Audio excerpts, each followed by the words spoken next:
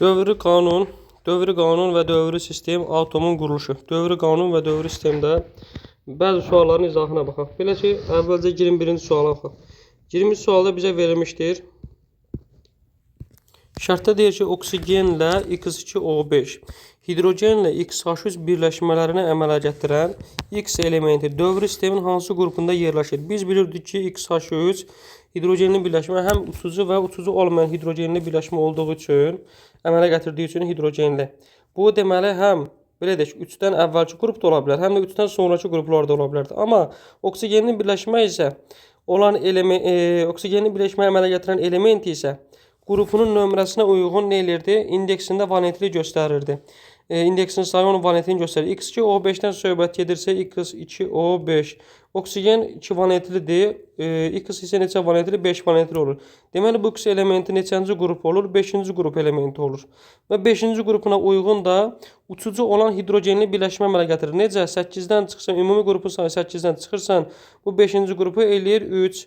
Nə olur? X, H yazırsan, X olur 3 valentli, H isə 1 valentli. Buradan əmələ gəlir XH3 hidrogenli birləşmə. 21-də cavab olur B variantı.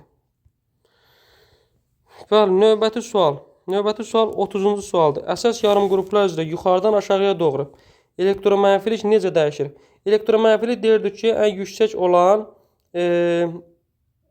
element flor elementi idi.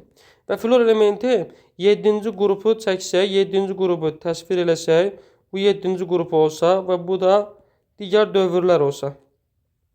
Deyirdik ki, flor elementi yerləşir misal üçün burada. Ondan aşağıda olan elementlər, metallar misal üçün olurdu elektromənfiliyi 2-yə qədər, qeyri-metalların isə elektromənfiliyi olurdu neçə? 2-dən 4-ə qədər və maksimum səviyyəsində dayanan flor idi ki, onun elektromənfiliyi neçə idi? 4 idi. Elektromənfiliyi 4-ə bərabər idi. Və ona görə bizə deyir ki, əsas yarım qruplar yuxarıdan aşağıya istiqamətdə, istiqamətdə elektromənfilik necə dəyişər? Əlbəttə ki, yuxarıdan aşağı doğru azalacaq. Çünki buradakı florda 4-dürsə, ən yüksək olan 4-dürsə, flor 4-dən aşağı gəldiksə nə olur? Azalır. Ola bilər 2-onda 1 olsun, 2-onda 2 olsun, azalır olacaq. Cavab Y variantı. Əsas yarım qruplar yuxarıdan aşağıya doğru elektromənfilik azalacaq. Y variantı. Növbəti sual 37-ci sual. Deyir ki, əsas yarım qruplarda yenə də deyir ki, yuxarıdan aşağıya getdikcə elementin metallı və qeyri-metallı xassəsi necə dəyişir? Dövrlər və qruplar üzrə. Dövrlər üzrə deyirdi ki, soldan sağa nə eləyir? Metallıq azalırdı. Metallıq artırdı. Sağdan sola artır. Dövrlər üzrə. Qruplar isə metallıq artırdı. Necə? Yuxarıdan aşağıya doğru metallıq artırdı. Sonra reduksiya edicilik. Reduksiya edicilik və radius. Reduksiya ediciliyə görə də nə? Həm də elektron vermək qabiliyyəti, radius nə olurdu? Bunlar hər üçü nə eləyirdi? Artırdı. Bunlar hər üçü artır. Necə? Yuxarıdan aşağıya və sağdan sola. Bizə nə deyir? Metallıq xassəsidir. Yuxarıdan aşağıya getdiksə elementlər qruplar üzrə, əsas yəni qrup yuxarıdan aşağıya getdiksə elementlər metallı və qeyri-metallıq necə dəyişir? Metallıq yuxarıdan aşağı getdiksə güclənəcək, qeyri-metallıq isə zəifləyəcək. Metallığın artdığı istiqamətdə əlbəttə ki, qeyri-metallıq azalmalıdır. Əksinə olaraq da qeyri-metallığın artdığı istiqamətdə, misal üçün dövrlər üzrə soldan sağa, qruplar üzrə aşağıdan yuxarı. Qeyri-metallıq nə olur? Artır. Bu istiqamətdə də bu istiqamətdə necə ki, qeyri-metallıq artır. Eynən də bu göstərdiyim bu istiqamətlərdə metallıq azalacaqdır. Bəli, cavab olur 37-də B variantı. Növbəti sual 39-cu sualdır. 39-da deyir, ikinci qrupun əsas yarım qrup elementinin baş oksidi və hidroksidlərinin formulunu göstərir. İkinci qrupun əsas yarım qrup. İkinci qrupda əsas yarım qrup elementləri hansılar idi? Metallar idi. Və bu metalların içərisində 3 dənəsi qələvi torpaq metalı idi. Valentlikləri 2 idi. Digər elementlər də 2 valentli idilər. Belə ki, ikinci qrupun elementlərini sayırdıq. Berilyum, magnezium, kalsium, stronsium, barium, radium. Bunlar neçə valentli idi? 2 valentli idi. Çünki ikinci qrupun əsas yarım qrup elementləri idi. Birinci qrupun əsas yarım qrup elementləri A elementləri. 2-nin A elementləri. 1-də litium, natrium, kalium, rubidium, sezium, fransium. 2-də berilyum, magnezium, kalsium, stronsium, barium, radium. 3-də bor və alüminium. Üçüncü qrupun nəyi? əsas yarımqrup elementləridir ki, qrupuna uyğun bunlar nə eləyirdi? Valentli göstərdi. Birinci qrupda saydığım metallar 1 valentli idi, qələvi metallar. İkinci qrupdakılar nə idi? 2 valentli idi, qələvi torpaq metallar və digər ikinci qrup əsas yarımqrupları. 3-də də bor və alüminium nə idi? 3 valentli idi. Şərtlər nədir? Bu bizim təkrar üçün məlumatımız idi, verdim sizə. İndi 3-də nədir? İkinci qrupun əsas yarımqrup elementinin baş oksidi. İkinci qrupda baş oksid deyirsə, nədir? Oksiddə birləşən elementin erin valentli ilə qrupun nömrəsidir. Er ikinci qrupda yerləşirsə 2 valentlidir. Oksigen də 2 valentlidir. Erin ayağına heç nə düşmür. Çünki ixtisar gedir bu ikilər. Və hidroksidinin. Hidroksid deyəndə hidroksid qrupu OH idi. O hidroksid qrupun valentliyi 1-dir. Erin valentliyi isə 2-dir. Bu 2 gələcək hidroksidin ayağına, 1 də gələcək bura, o da yazılmır. Olur ROH 2 və RO. RO və ROH 2 cavab A variantı. Bu həm də hidroksid qrupun əsaslarda keçəcək inşallah, əsaslara aiddir. Gəldik 44-cü sual. Gəldik 44-cü sual. İkinci qrupun əsas yarım qrupunda kimyəvi elementlərin atomlarının hansı göstəriciləri dəyişmir? İkinci qrupun əsas yarım qrupunda. Yəni ki, ikinci qrup deyər. Bir dənə dövr sistem cədvəlinin qısa bir hissəsini çəkək. İkinci qrupa aid olan hissəni çəkək və bölək xanalara. Olsun X elementi, Y elementi, Z elementi. Nə deyir? İkinci qrupun əsas yarım qrupunda kimyəvi elementlərin atomlarının hansı göstəricilər dəyişmir? Maksimum oksidaşma dərəcəsi, atomun radiusu. Qrup daxilində yuxarıdan aşağı idi. Radius nə olurdu? Qrup daxilində yuxarıdan aşağı getdikcə radius artırdı. Bizə dəyişmir deyirsə, atomun radiusu dəyişir. Elektron təbəqələrinin sayı. Deməli bizə C bəndə deyir ki, elektron təbəqələrin sayı. Təbəqələrin sayı deyir düşmüş X elementi, bu da onun təbəqələri idi. Təbəqələrin sayını dəyişməyin belə deyək. Birinci qrupda hidrogen, helium, birinci dövrdə. İkinci qrupda başlayırdı lityum, natrium. Lityumdan sonra gəlirdi berilyum. İkinci qrupa düşürdü berilyum elementi. Bu olurdu nə? Bizim ikinci dövrümüz. Üçüncü dövrdə isə düşürdü natrium, magnezyum elementi düşürdü. Magnezyum ikinci qrupa. Berilyum elementi deməli olurdu sıra nömrəsi 4. Magnezyum sıra nömrəsi olurdu 4-dən sonra gələn. İkinci qrupdursa ardıyca 8-ə kimi 6 dənə var. 4 üstə elədik. Gəldik 6 elədi 10 və birinci qrup, bu da ikinci qrup. Magnezyumda oldu 12. Gəlin də baxaq. X-a 1 yazaq 4, bir də X-a yazaq 12. Yəni ki, berilyumla magnezyum təbəqə sayına baxaq. Buna düşür 2, burada düşür 2. Təbəqə sayı burada oldu 2 dənə. Və sonda magnezyumda X12-də bura düşür 2, bura düşür 8 elədi 10, 2. Aha. Nə oldu? Təbəqə sayı dəyişdi. Bizə isə deyir ki, dəyişmir. Ona görə C-nə çıxdıq. Təbəqə sayı dəyişir. Elektron mənfilik metal dövrlər üzrə yuxarıdan aşağı getdikcə azalırdı. D-nə də çıxdıq. Atomun kütləsi. Eynən nisbi atom kütləsi də dəyişəcək. Hər elementin deyirdik ki, dövr və qrup daxilində fərq eləməz. Özünə uyğun nisbi atom kütləsi var idi. Bunu da izah edərik ki, berilyumda nisbi atom kütləsi 9-dur, magnezyumda isə 24-dür. Nisbi atom kütləsi dəyişir. Bizə dəyişməyən qaldı A. Maksimum oksidaşma dərəcəsi. Nəyə görə? İkinci qrupun əsas yarım qrupunda kimyəvi elementlərin, ikinci qrupun əsas yarım qrupunda nəylər yerləşir? Metallar yerləşir. Metalların oksidaşma dərəcəsi mövzusunda keçəcək. Metalların minimum oksidaşma dərəcəsi 0 idi. Maksimum oksidaşma dərəcəsi qrupun nömrəsinə bərabər idi. Bunlar da ikinci qrupdan söhbət gedirsə, deməli bunun maksimum oksidaşma dərəcəsi elə 2-yə bərabərdir. Dəyişməz olan ilə A variantıdır. 44-dən sonra gəlir 51-ci sual. Birinci qrupun əsas yarım qrup elementinin hidroksidlərinin əsaslıq xassəsinin onların sıra nömrəsindən asılı qrafikini göstərin. Deməli təkrar oxuyaq. Deyir ki, 51-də birinci qrupun əsas yarım qrup elementlərinin hidroksidlərinin, hidroksid tərkibində OH olsun və əvvəlində də hər hansısa bir metalımız olsun. Hidroksidlərin əsaslıq xassəsinin onların sıra nömrəsindən asılı qrafikini göstərin. Deyirdik ki, qrup daxilində yuxarıdan aşağı getdikcə nə olurdu? Metalların aktivliyi artırdı, reduksiyicilik artırdı, radius artırdı.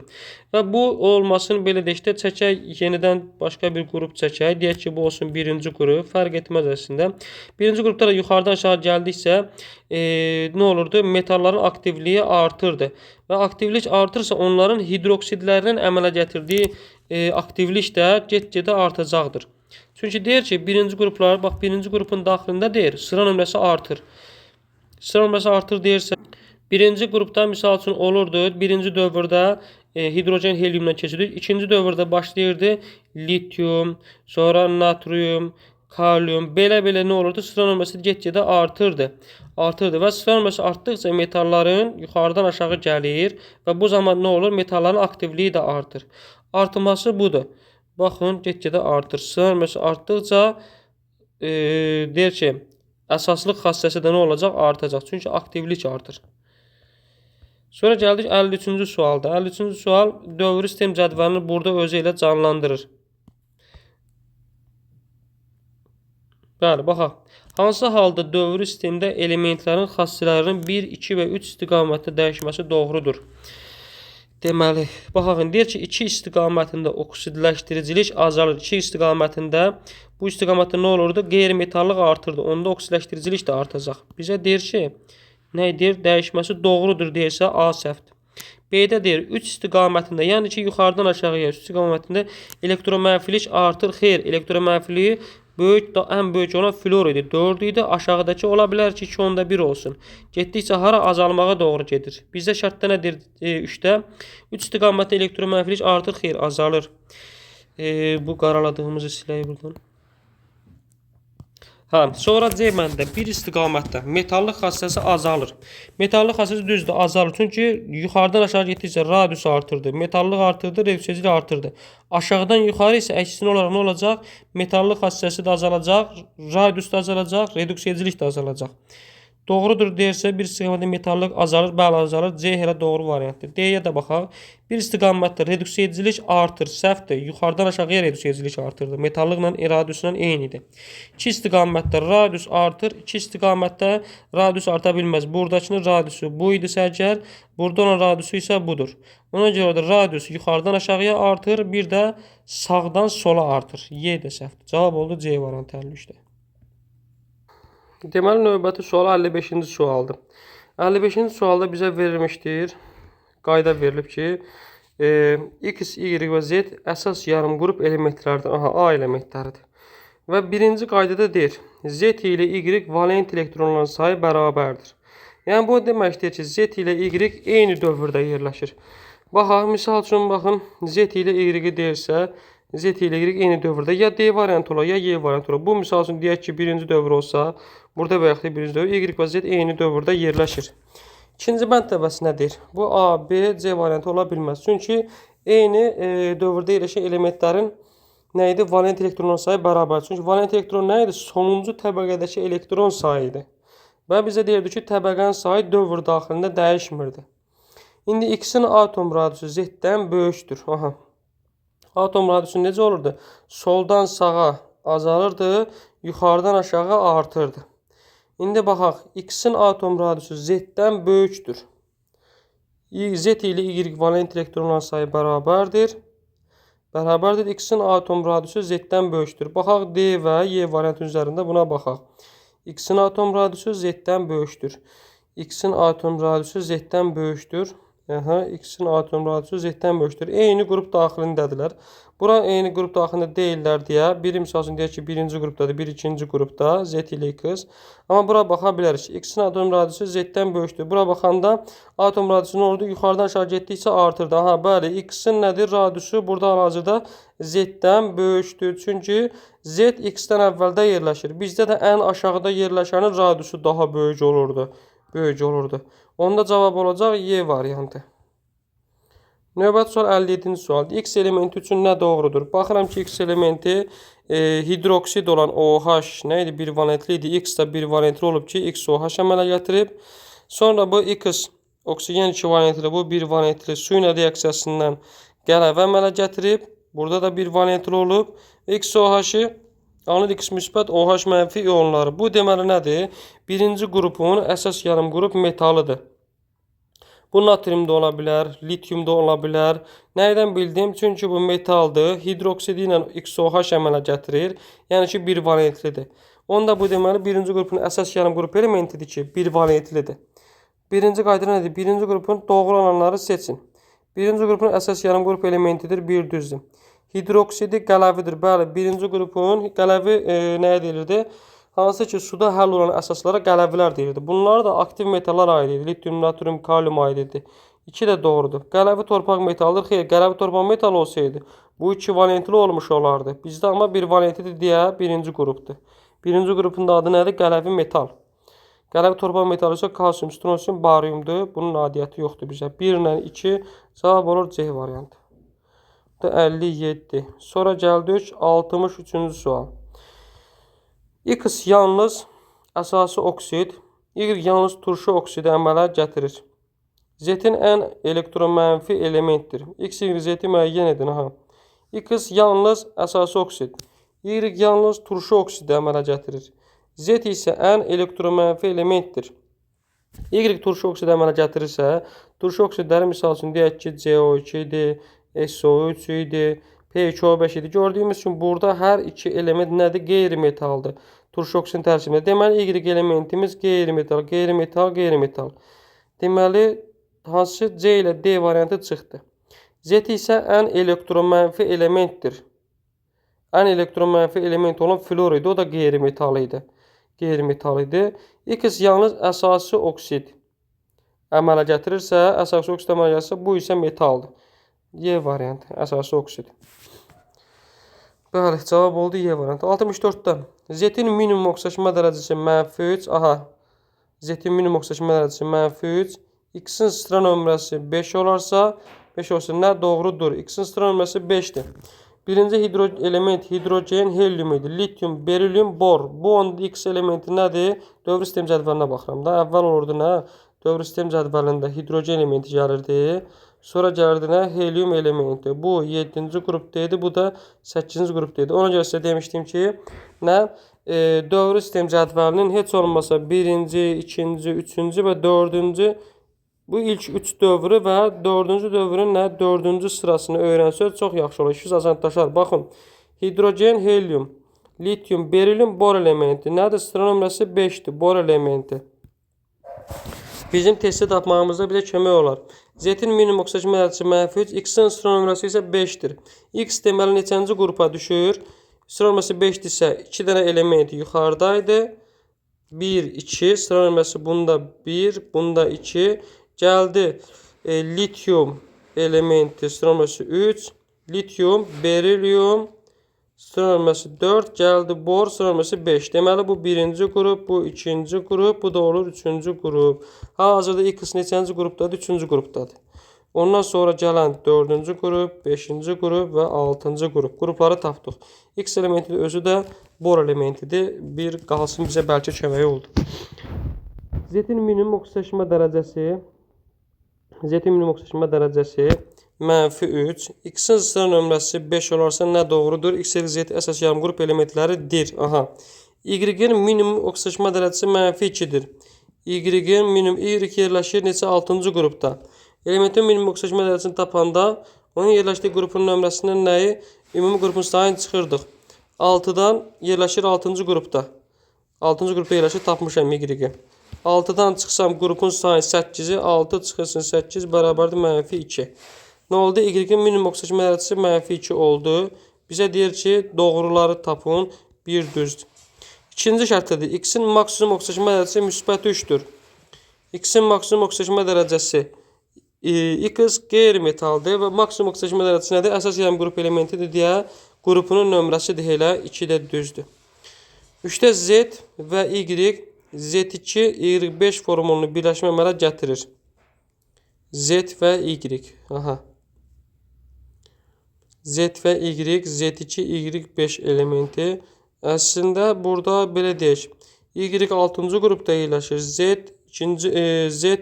yerləşir 5-ci qrupda. Bu əslində gətirə bilməz. Amma biz bir də belə deyək. Elementlərin özünü taparaq da bunun doğru səhv olduğunu müəyyən edə bilərik. Baxaq. Deməli bu neçənci dövrdür? İkinci dövr idi. Lityum, berilyum, bor, karbon, azot, bu oldu oksigen elementi. Natrium, magnezyum, alüminium, silisyum, fosfor, bu da kükürt olur. İndi bizdə Y elementi oksigendir. Bu da Z də fosfordur. Bizə deyir ki, Z2Y5 Z elementi fosfordur, P2, Y elementi oksigendir, O5 düzdür.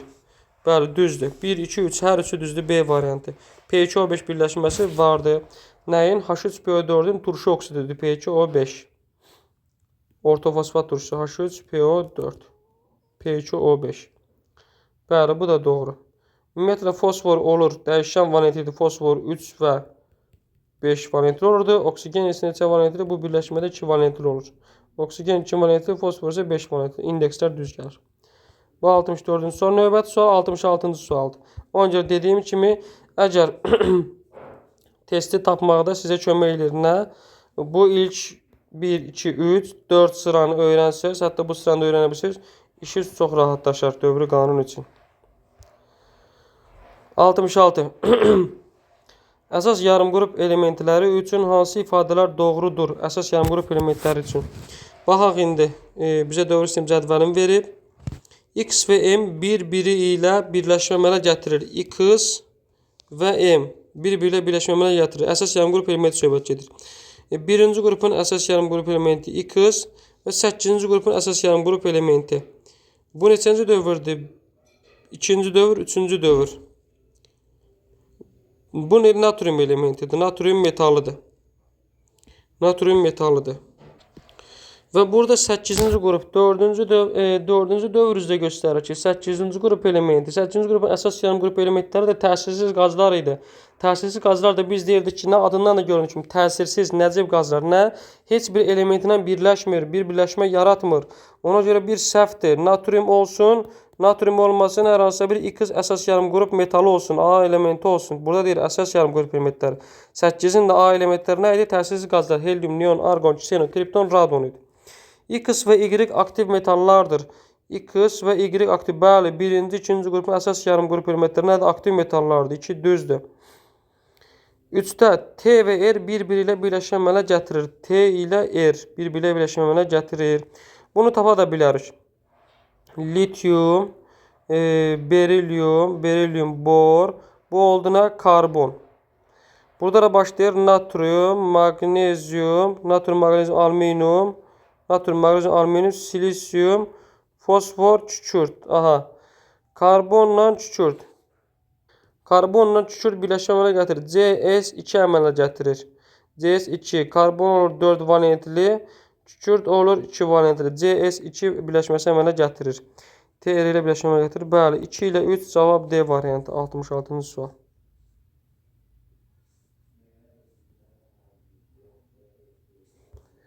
Digər suallar yoxdur. Burada mən hər hansısa birini də izah edə bilərəm. Yəni 74-cü sualı izah edeyim əlavə olaraq. Deyir ki, dövr sistemində göstərilmiş əsas yarımqrup elementləri üçün hansı ifadələr doğrudur? Aha. Birdə deyir ki, Z və L iyon rabitəli, Z-L2 birləşməsi əmələ gətirir. Rabitənin 4 növü var idi. Metal rabitəsi, iyon rabitəsi, hidrogen rabitəsi, bir də kovalent rabitə. İyon rabitəsi metal ilə nə arasında? Qeyri-metal arasında olurdu. Misal üçün, belə deyək, natrium, xlor arasında iyon rabitəsi və ya da kalium, flor arasında iyon rabitəsi. Yəni, biri metal olsun, biri isə qeyri-metal olsun. Baxaq, Z və L iyon rabitəli Z-L2 birləşməsi əmələ gətirir. Z yerləşir 6-cı deməli, qrupun 2-ci dövründə yerləşir.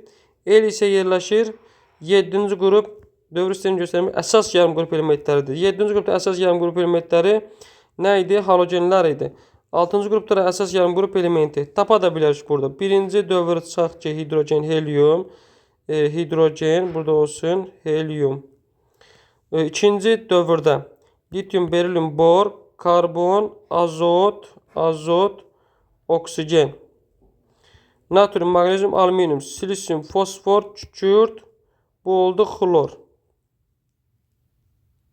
Flor buradaydı. İndi nə deyir bizə? Z ilə L. Z'imiz oldu oksigen.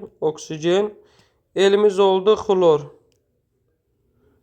Aha. İndi bizə deyir ki, oksigen hansı oldu? Oksigen oldu Z. L oldu isə Bu da L'dir. İndi nə deyir birləşmə? ZL2. ZO xlor 2 birləşməsi əmələ gətirir. Burada bizə deyir ki, deməli ZL2 Z-ə düşür oksigen, elə də düşür xlor. O xlor 2 birləşməsi yoxdur. Bu ola bilməz. Xlor, oksigen 2 valentli, xlor 1 valentli və oksigen ikisi gəlsin bura. Bu ola bilməz. Bir səhvdir. Bizə deyir doğru olanı tapın. 2-də T və L iyon rabitəli TL birləşməsi əmələ gətirir. T ilə L. T aha buradadır. Birinci qrupun əsas yarım qrup metalıdır. T hər hansısa bir metaldır. Deyək ki, çünki 4-cü dövrdə 2 dənə sıra var. Kalium da ola bilər bu. Digəri də ola bilər. Və L isə nədir? Xlordur. Bəli. TL birləşməsi əmələ gətirir. Xlor 1,5 valentli idi. 1,5 7 valentli idi. Metallarla birləşəndə 1 valentli olurdu. Bu T də 1 valentlidir. T xlor əmələ gətirə bilər. Cavab 2-dir və iyon rabitəsidir. Çünki nədir? Dedik ki, metalla qeyri-metal arasında iyon rabitə əmələ gəlir. X və Y kovalent rabitəli X və Y. X elementi bu hidrogen də götürülür. X elementi hidrogen. Y elementi də azotdur. Kovalent rabitəli Y dedik ki, hansıdır? Azotdur. X isə hidrogendir. XH3, NH3. Kovalent rabitə birləşmə düzdür. Bu amoniakın formu oldu. NH3 kovalent rabitədir. Kovalent rabitədə belə deyək, qeyri-metal atomları arasında olur. 3 də düzdür. 2, 3 cavab olur B variantı. Bəli, bu qədər. Bəzi sualların izahını verdik. Qalan suallarınızı da yenə göndərə bilərsiniz, izah edə bilərəm.